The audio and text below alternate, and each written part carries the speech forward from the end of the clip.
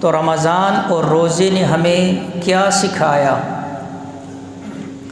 رمضان ہمیں کیا درس دے کر گیا، روزہ ہمیں کیا سکھا کر گیا، تو ہم تھوڑا سا اپنا محاسبہ کریں اور اپنے گریبانوں کے اندر جھانکیں کہ آیا رمضان کے اندر ہماری کیفیات اور رمضان کے بعد کی کیفیات، رمضان کے اعمال اور رمضان کے بعد کے اعمال، رمضان کے اندر ہمارے اندر ایمانی کیفیات اور رمضان کے بعد کی کیفیات، ان دونوں کے اندر کیا فرق ہے۔ تو اس لیے علماء نے لکھا کہ رمضان کا مہینہ اصل میں تربیت کا مہینہ ہے۔ رمضان ایک ماہ کی تربیت جو اللہ جل شانہ نے سال کے اندر رکھی ہوئی ہے، جس میں مسلمان ایمان والا، تقوی والا، جیسے گاڑی چلانے والے سمجھتے ہیں کہ جب کچھ وقت گاڑی چلتی ہے تو اس کو ٹیوننگ کی ضرورت ہوتی ہے، اس کے اندر کچھ چیزیں تبدیل کی جاتی ہیں، اس کی صفائی ستھرائی کا انتظام کیا جاتا ہے۔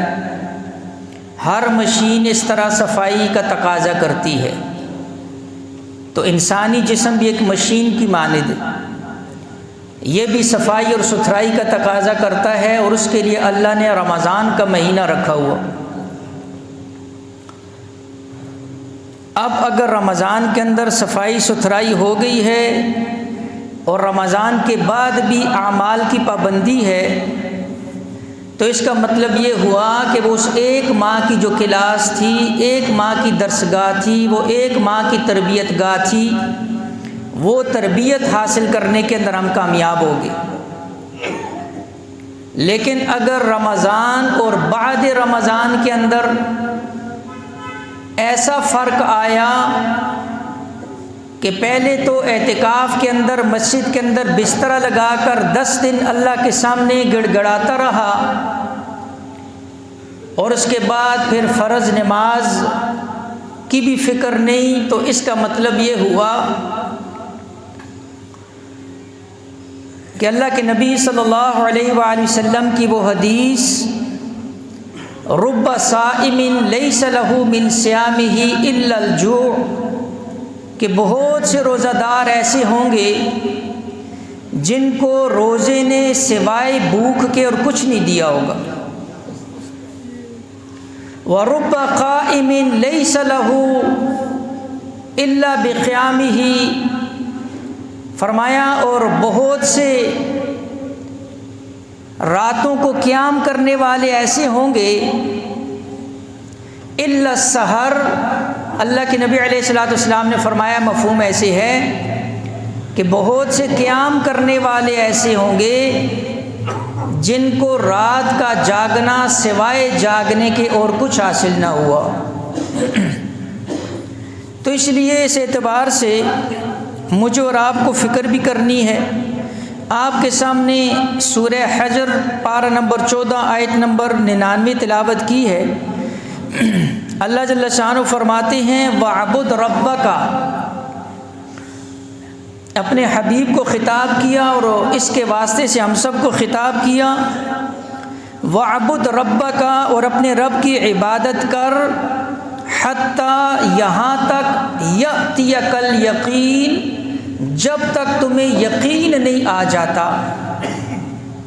مفسرین نے یہاں یقین کا ایک معنی لکھا موت نہیں آ جاتی۔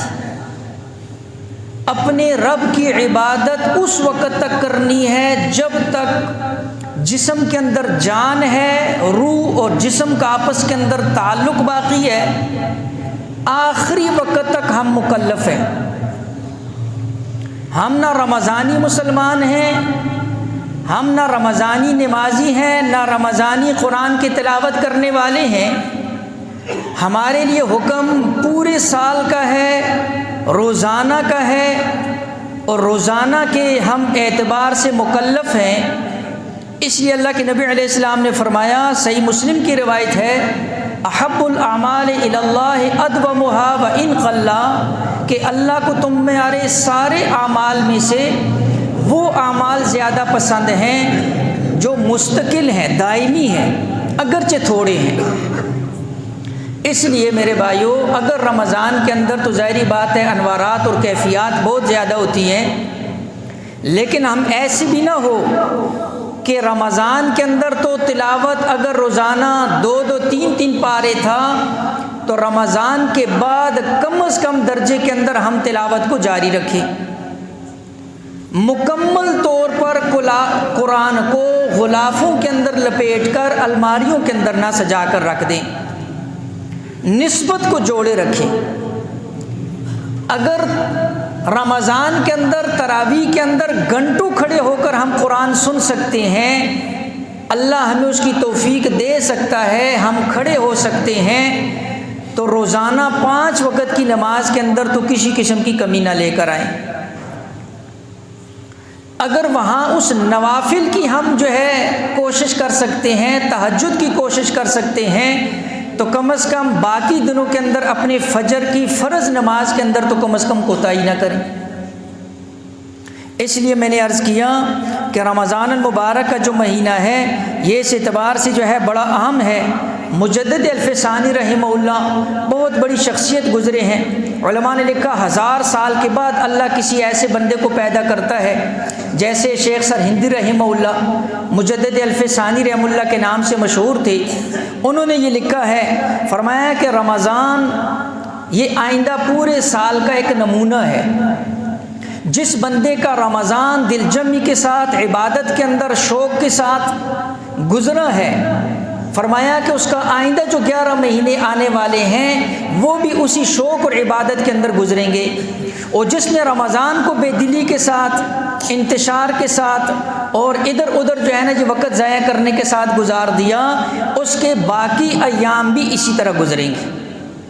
اور علامہ ابن تیمیہ رحمہ اللہ لکھتے ہیں کہ جو بندہ رمضان کے بعد بھی اپنی عبادات کو جاری رکھے گا اور اس عبادات کے سلسلے کو ترک نہیں کرے گا، فرمایا یہ اس بات کی علامت ہے کہ اللہ نے اس کے رمضان کے اعمال کو قبول فرما لیا ہے۔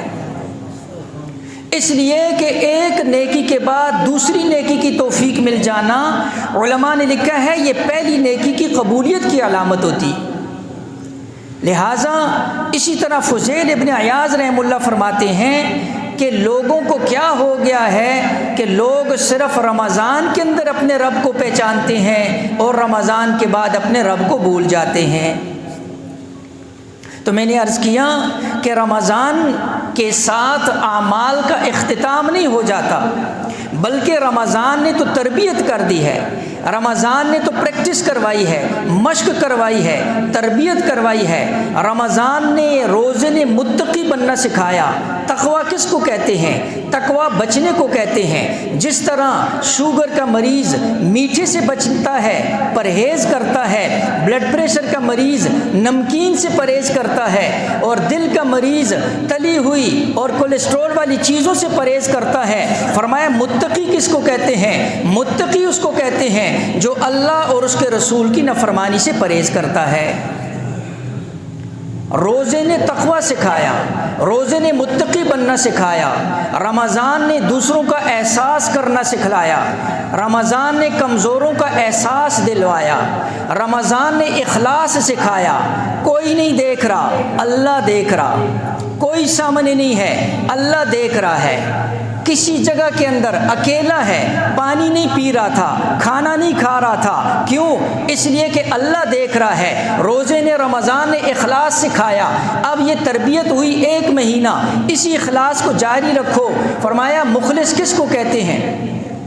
ابو لیث سمرقندی رحمہ اللہ نے لکھا اپنی کتاب تنبیہ الغافلین کے اندر، اخلاص کس کو کہتے ہیں؟ فرمایا مخلص آدمی کی مثال ایسی ہوتی ہے جیسے ایک چرواہا اپنی ہزاروں بکریوں کے درمیان کے اندر جب وہ اپنی بکریوں کو بٹھاتا ہے، اللہ اکبر کہہ کر نماز کے لیے ہاتھ باندھتا ہے، رکوع اور سجدہ کرتا ہے، لیکن ایک لمحے کے لیے بھی اس کے دل میں یہ خیال بھی نہیں آتا کہ یہ بکریاں میری نماز کی تعریف کریں گی۔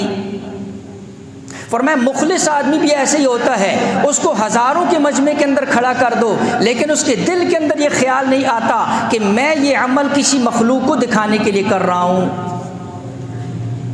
ایسا اخلاص، تو یہ اخلاص کس نے سکھلایا؟ رمضان نے سکھلایا۔ اگر تو آ گیا تو پھر مطلب یہ ہوا کہ اس تربیت کا اثر ہوا، اگر کمی رہ گئی تو پھر فکر کرنی چاہیے۔ اسی طرح رمضان نے کیا سکھلایا؟ خواہشات کے اوپر کنٹرول، قابو کرنا سکھلایا۔ اگر تو تربیت آ گئی سمجھو کہ رمضان قیمتی بن گیا۔ رمضان نے کیا سکھلایا؟ رمضان نے اس بات کو جو ہے سکھلایا اپنی زبان پر کیسے قابو کرنا ہے، اپنے اخلاق کیسے اچھے کرنے ہیں، اپنے جسمانی اعضاء کے اوپر جو ہے وہ نظر کیسے رکھنی ہے، یہ سارا رمضان نے سکھلایا۔ یہ ساری چیزیں رمضان نے سکھلائی ہیں۔ رمضان نے سکھلایا کہ جس اللہ نے اس وقت کے لیے مغرب سے فجر، صبح صادق سے مغرب تک حلال چیزوں سے بھی اللہ نے کنٹرول کرنا سکھلوایا، حلال پانی، حلال شربت، حلال کھانا، حلال بیوی، اللہ رب العزت کے حکم سے رکے رہے۔ 1 مہینہ اللہ نے مشق کروائی، سکھلایا، تربیت کی کہ کیسے حلال سے بچنا ہے۔ تو اللہ نے، رمضان نے، روزے نے سکھلایا جب اللہ کا حکم آئے حلال سے کیسے بچنا ہے، تو رمضان کے بعد یہی مشق ہے کہ جس اللہ کے حکم سے ہم حلال سے بچتے رہے اسی اللہ کے حکم سے ہم حرام سے بھی اپنے آپ کو بچائیں گے۔